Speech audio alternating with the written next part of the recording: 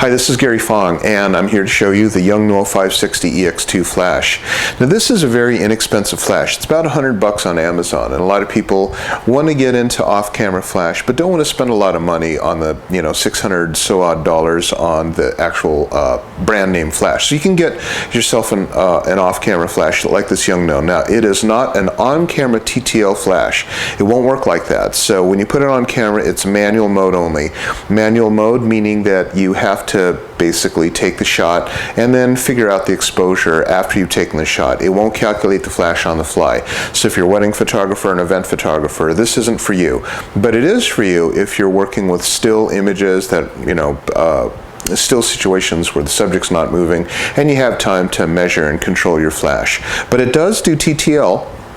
Interestingly enough, off-camera flash using a non-radio infrared system, and I've tested it. And here is Canon, and this is the infrared STE-2 transmitter. And so when you go like that, what's kind of nice is it works the entire system. So like on the Canon infrared system, you can have 4 channels, 3 different exposure groups. Change the exposure on exposure group B versus group C in terms of having ratio lighting. That's kind of cool because you don't have to walk back and forth and do manual flash adjustments. On the Nikon, it also works with the creative flash system. So this Nikon is in telecommander mode, and what it'll do is I can control the menus on the back of this and tell this one which group it belongs to. So I can say you are on channel 4 exposure group B, and then change the exposure ratio on this to make it match. So let's go to the Yungnuo and let me show you how the controls work for either the Canon or the Nikon systems. Okay, so this is the Yungnuo YN560ex flash, and I'm going to go through the different features and kind of go through the Yungnuo feature line with you. So here's the flash unit, and we'll go ahead and turn it on. It looks very much like a Canon 560ex. Now, one thing I wanted to show you is, that to turn it on, you have to hold the button down until all of these things come on. Because if you don't do that, I'll show you. Well, let's just go ahead and turn it off. If I let go, it stays on, right? So you have to hold it down for as long as you can until the menu actually goes blank, off, or then on. So now it's on, and this is the regular manual mode, and you can see up here it says on camera. So that basically means you're on camo flash at full power for this unit, which of course is a lot of power. It's a guide number 58, I believe, which is the same power as, say, the Canon 580ex. But when it's on camera, I can just go ahead and change the power simply by pushing this up and down button. So that's the manual mode, and that's on camera. Again, this would be used only if you had a subject that wasn't really moving, not really something you would use for event photography or any type of photography where the lighting conditions are going to change before you can review the photo. So now let's go to the different modes, and I'll just go ahead and hit the mode button, and we'll hold it down. And now it's on multi. Multi is kind of a stroboscopic effect, and this is on camera. We'll skip past that. And this is now, it's on Slave C. Now this is the TTL mode. You see right here where it says channel 1, group A. It says GA, but it's, kind of whatever. So just for Canon and Nikon, you can change the channel by going like this, and I've talked about it a little bit before. You want to go ahead and change your channels just in case you have other Nikon or Canon users that happen to be using the same channel. You'll all be tripping each other up. So if your flash is going crazy, just ask the other photographers around what channel they're on, or simply just change your channels. Now the group is your exposure group.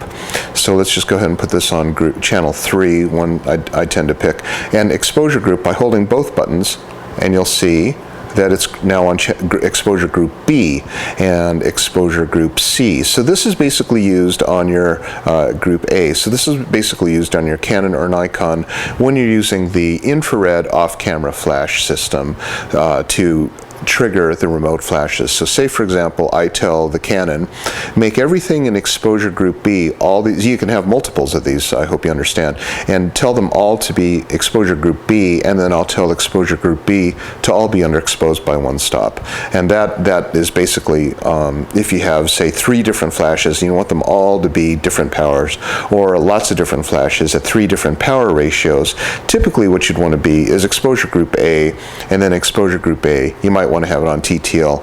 One other little guy here is this, you can turn the light on, but if you hold it down, it'll turn the sound off, and the sound will tell you when it has a proper exposure. There's the pilot light, which gives it a test, and then the zoom. And the zoom is basically that head, and it, of course, as you can see here, it goes 24 to 105, just like the 580EX or the Nikon STE-800, not the 900. The 900 does more of a zoom range. And that's basically it. It's a very simple unit. On the other modes, we'll just go ahead and hold down the mode again, and it'll go to, this is a slave, but at 1/64th power. This is optical slave. So if you have like a Pentax, Olympus, or you don't really care about TTL, and you want to walk back and forth between your units, then you can use this too. You don't need to have a Canon or Nikon dedicated system, or you can have a Canon Nikon dedicated system, and then just use this to experiment with your flash. So say, for example, I want to just go full power and I know it, and I'm going to shoot manual flash, then I would do this. Now, one quick comment about this mode system is when I go to the channel 3 group A, you'll notice that it's basically doesn't allow you to change the powers, because that power is done in your camera or on the controller unit. So this right here is a very simple Canon STE-2 transmitter. This goes in the hot shoe, and this is the master controller. Now, Canon has a variety of ways of triggering external flashes. One would be the transmitters here. They have one for the new Radio 600 series. This is the older one for the STE-2, works excellent. And this would be for a camera that does not have a pop-up flash. And then, of course, you have the pop-up flash as a master controller for external flashes. Now, I have an entire YouTube channel that's dedicated to off-camera flash, and you would just do a search for Canon. So look up the model of flash that you have and find out how to transmit it. Now, one thing I wanted to show you here, to match the Yungnuo up, you would just go ahead and remember the channel that you picked, and I tend to pick channel 3, and then on the ratio, I can turn ratio on or off, and if I have it off, then both exposure group A and B would be the same. But if I wanted to have, say, exposure group A twice as strong as exposure group B, I would go like that and make exposure group A to be regular TTL and B half of that. The same thing here. I can just go ahead and have B twice as strong as exposure group A, or 3 times as strong, or 4 times as strong. And this is basically how you get your ratios. So if you had 2 Yungnuos, you would have one on exposure group A, one on exposure group B, and you would say, I want A twice as strong as B. Maybe it's a hair light, or you want B to be twice as strong as A because it's a background high key flash. That's the control that you have using a telecommander type of situation. Now, the same thing can be done on the Canon using the menus and the external flash. It's called the internal flash mode, and again, this is on my other YouTube channels. But this again shows you what you can do. So say, for example, you've got yourself already a 580EX, and you want to experiment with ratios, then you would just go ahead and put the Yungnuo as one of the 2 flashes. Now, if you only want one flash and you already have a 580EX, of course, this is a moot point, because this will control the 580EX, the 430EX, any of your external flashes as an off-camera flash. But if you want to have multiple flashes, then of course you'd be able to do that.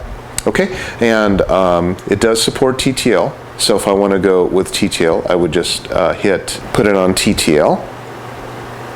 And then it also does high-speed sync. So if I want to do high-speed sync on the Yungnuo, I could do that too. Just hit that and then turn it on, and it would be high-speed sync up to 1/8,000th of a second, of course, depending on the flash efficiency of the flash that you've got on. Okay, that's the Canon.